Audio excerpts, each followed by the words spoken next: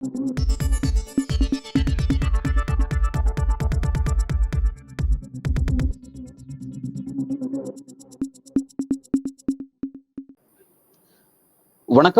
இன்றைய நமது அரசியல் பேசும் சிறப்பு விருந்தினராக மூத்த பத்திரிகையாளர் திரு தரசு ஷியாம் அவர்கள் இணைந்திருக்கிறார். சார் வணக்கம். அன்பு வணக்கம். பிரதமர் மோடி எப்ப தேசிய அரசியலுக்கு வர ஆரம்பிச்சாரோ, அதாவது குஜராத்ல இருந்து மாநில அரசுல இருந்து தேசிய அரசியலுக்கு அவர் எப்ப வர ஆரம்பிச்சாரோ அப்ப இருந்து காங்கிரஸுடைய வீழ்ச்சி துவங்குது. வாக்கு வங்கி பர்சன்டேஜ்ல இருந்து சீட்ல இருந்து தொடர்ச்சி வீழ்ச்சி நோக்கி நகருது அப்படிங்கிறது 2009 பிரச்சாரத்துல இருந்தே குறிப்பிடறாங்க. 2009 பிரச்சாரத்துல இருந்தே குறிப்பிட்டு அந்த கருத்தை முன்வைக்கிறாங்க. அதை எப்படி சார் பாக்குறீங்க? 2009 வந்துங்க, நான் பிஜேபிக்கான வெப் கேம்பெயின் பண்ணிட்டு இருந்த பீரியடுங்கண்ணா. அப்போ இலகணேசன் இங்க மாநில தலைவர். இதுல அதுக்கான அலுவலகம் வச்சிருந்தோம் கமலாலயத்துக்குள்ள. கிட்டத்தட்ட 500 சதுரடி அலுவலகம். அது நிறைய ஆள் போட்டு வேலை பார்க்குறோம். அப்பதான் வருது இணையம், எல்லாமே இணையத்தின் மூலமாக பிரச்சாரங்கிறது அப்பதான் வருது. இணையம் வந்துருச்சு 2004 நமக்கு பிராட்பேண்டு. 2009 நமக்கு நிறைய வசதிகள் வந்துருச்சு. Advani prime minister campaign. அப்போ மோடி இங்க ஒரே ஒரு முறை வந்தார். அதாவது துக்ளக் ஆசிரியர் அந்த மீட்டிங்க்கு தலைமை தாங்கினார். நாங்களும் அது வெப்ல டைரக்டா போட்டோம்.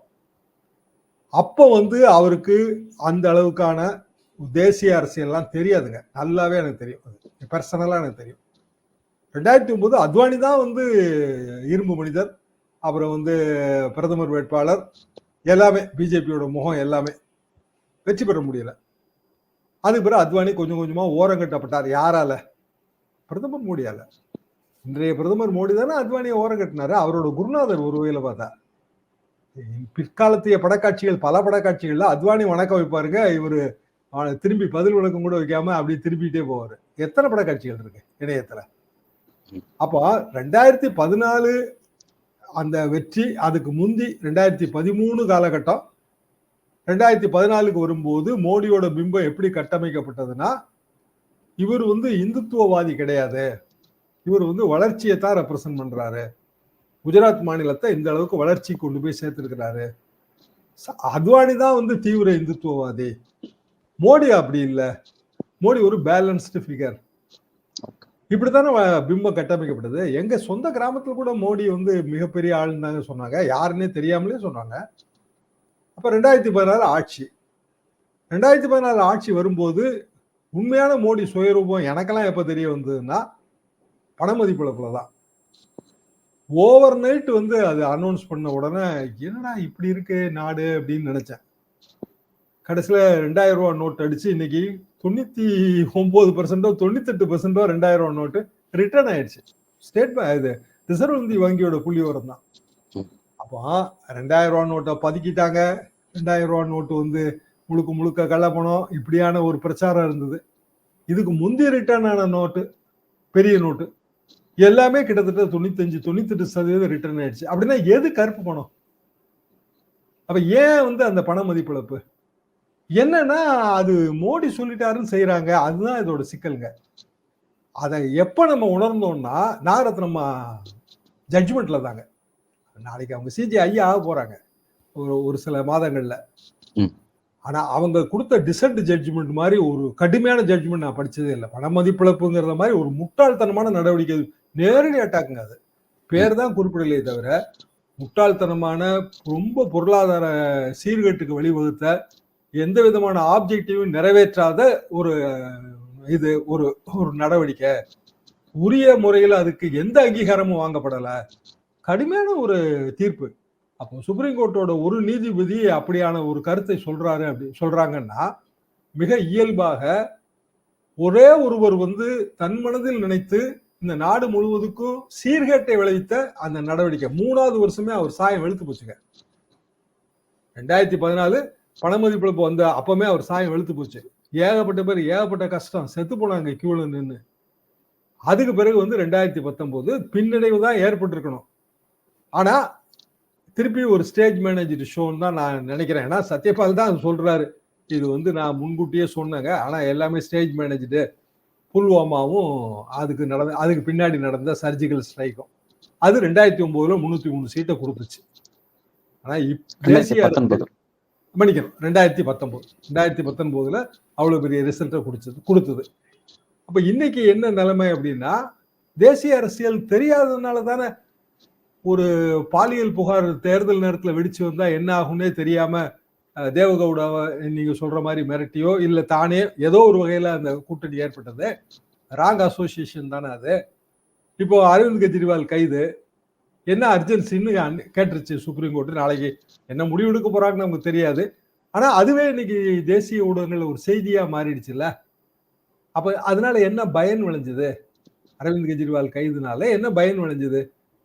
திருப்பி அரவிந்த் கெஜ்ரிவால் மிஸ்ஸஸ் வந்து எல்லா இடத்துக்கும் பிரச்சாரம் பண்றாங்க. ஒண்ணே ஒண்ணு சொல்றேங்க, பெண்களோட ஒரு கண்ணீரும் சீற்றமும் பெரிய அளவுக்கு விளைவுகளை தோற்றுவிக்குங்க. 99 2001 காலகட்டங்க தமிழ்நாட்டுல வந்து திமுக ஆட்சி, பொற்கால ஆட்சி தொடரன்னு தான் வந்து கலைஞர் ஓட்டு கேட்டாரு. அந்த ஆட்சியை வந்து குறையெல்லாம் சொல்ல முடியாதுங்க. ஆனா அது ஜெயலலிதாவை பழி வாங்குகிறார்கள். அவங்க வந்து எல்லா இடங்களையும் அந்த மாதிரி பிரச்சாரம் பண்ணது, அது வந்து மக்களை தொட்டதா இல்லையா? நம்ம கண்ணால பார்த்தது தானே. வெறும் 144 சீட்ல நின்று தனி மெஜாரிட்டி அதிமுக. அப்போ 320 சீட்ல நின்று காங்கிரஸ் கட்சி தனி மெஜாரிட்டி வராதுன்னு எப்படி நீங்க சொல்லுவீங்க? இந்த உதாரணம் தமிழ்நாட்டுக்கு நீங்க சொல்ற உதாரணம் ஏன் இந்தியாவுக்கும் பொருந்துமா சார்? இல்ல மக்கள் தானே. அதாவதுங்க ஏதோ ஒரு வகையில ஜனங்க தான் ஓட்டு போட போறாங்க. நான் ஒரு வீடியோ பார்த்தாங்க. இந்த பிரியங்கா காந்தி கேரளால வராங்க. ஒரு பெரிய வீடு. அந்த வீட்டுக்கு முன்னாடி ஒரு குட்டி பொண்ணு நிக்குது. கையில ஒரு வீட்டுல பூத்த பூக்களை எல்லாம் வச்சு ஒரு மலர் செண்டு மாதிரி வச்சுக்கிட்டு அது நிக்குது. பக்கத்துல அவங்க அப்பா நிக்கிறாரு. பிரியங்கா காந்தியோட வாகன பேரணி வரும்போது இது ரோட்டு குறுக்க போய் மறிக்குது. அவங்க ஒண்ணு நிறுத்திட்டு சிரிச்சுட்டு அந்த சின்ன பொண்ணு தாங்க அவர்கிட்ட இருந்து அந்த இதை வாங்குறாங்க, பூங்கொத்தை வாங்குறாங்க. உடனே அந்த ஜனங்கள்லாம் ஓடியாராங்க. அந்த அளவுக்கு உற்சாகமான ஒரு ஆரவாரமான வழி அனுப்பு இருக்கு. பிரியங்கா காந்தியும் ராகுல் காந்தியும் பெண்களோட கவனத்தை ஈர்த்திருக்கிறாங்க. நீங்க படக்காட்சிகளை அனலைஸ் பண்ணீங்கன்னா அது தெரியும். மோடியோட படக்காட்சிக்கும் இவங்களோட படக்காட்சிக்கு இடையில ரொம்ப வித்தியாசம் இருக்கு. நேரடியா பீப்புளோட கனெக்ட் ஆகுறாங்க இந்த ரெண்டு பேருமே. ஆனா மோடி வந்து பீப்புளோட கனெக்ட் ஆகல, அமித்ஷாவும் கனெக்ட் ஆகல. இந்த ரெண்டுக்கு அந்த ரெண்டு அப்படிதான் நம்ம பார்க்கணும். மோடி அமித்ஷா ஒரு பக்கம், ராகுல் பிரியங்கா இந்த பக்கம். ரெண்டு பேருமே வந்து நேஷனலா போறாங்க. இப்ப நேஷனலா போகும்போது அந்த பார்ட்டிசிபென்ட் கிரௌடு, பங்கெடுக்கிற கூட்டம், அவங்களுக்கும் பேசுகிற தலைவர்களுக்கு இடையில ஒரு அந்யோன்யம் நமக்கு தெரியணுங்க. படக்காட்சியை பார்க்கும்போது தலைவர்கள் எங்க இருந்தோ பேசுறாங்க. கூட்டத்துல ஒவ்வொருத்தரையும் பார்த்து அவங்க பேச முடியாது. எங்க பாட்டிங்க எம்ஜிஆர் மகாராசா வந்தாருங்க, என்னைய பார்த்து கும்பிட்டாருடா அப்படிம்பாங்க. அவர் எப்படி இவங்களை பார்த்து கும்பிட முடியா? இவங்க ரோட்ல நின்றுட்டு இருப்பாங்க. அவர் எல்லாரையும் பார்த்து கும்பிட்டுட்டு வரும்போது ஒவ்வொருத்தருக்கும் நம்மளை பார்த்து தாங்க எம்ஜிஆர் கும்பிட்டாருன்னு உணர்வு தோன்றணும். அதுதான் வந்து கனெக்ட். கடைசி வரைக்கும் அவங்க சொல்லுவாங்க, அந்த மகாராசா என்னை பார்த்து கும்பிட்டாரு. அவங்க உயிரோட இருந்தா இன்னைக்கு ரெட்டைகளுக்கு தான் ஓட்டு போடுவாங்க. எதுக்கு நான் சொல்ல வரேன்னா கனெக்ட். அது வந்து நம்ம ஏன்னு விளக்கவே முடியாதுங்க. அந்த கனெக்ட் மோடிக்கும் அமித்ஷாவுக்கும் இப்ப இல்ல. ராகுலுக்கும் பிரியங்கா காந்திக்கு இப்ப இருக்கு. அது நீங்க எல்லாரும் படக்காட்சியை பார்த்தாலே புரிஞ்சுக்கலாம். ஓகே, என்னுடைய ஃபைனல் கொஸ்டின் அப்படிங்கிறது, இப்ப மோடிக்கு வந்து இந்த மாதிரி தனக்கு எதிரான எலெக்ஷன் நகருது, வெற்றி வாய்ப்பு நமக்கு இல்லை அப்படிங்கிறது நீங்க குறிப்பிட்டீங்க. இப்ப இதன் காரணமா வந்து இஸ்லாமிய ஆதரவு பிரச்சாரத்தை எடுப்போம் அப்படிங்கிற மாதிரி சில கிரவுண்டுக்கு ஏற்ற மாதிரி விஷயத்தை வகுக்கிறான்னு நீங்க குறிப்பிடுறீங்க. அது வரக்கூடிய காலகட்டத்தை கை கொடுக்குமா? ஏன்னா ஏற்கனவே ஆல்ரெடி இஸ்லாமியர்களை டோட்டல் டேமேஜ் பண்ணிட்டாரு. அவர் ரொம்ப டேமேஜ் பண்ணி பேசிட்டாரெல்லாம் பார்த்தோம்.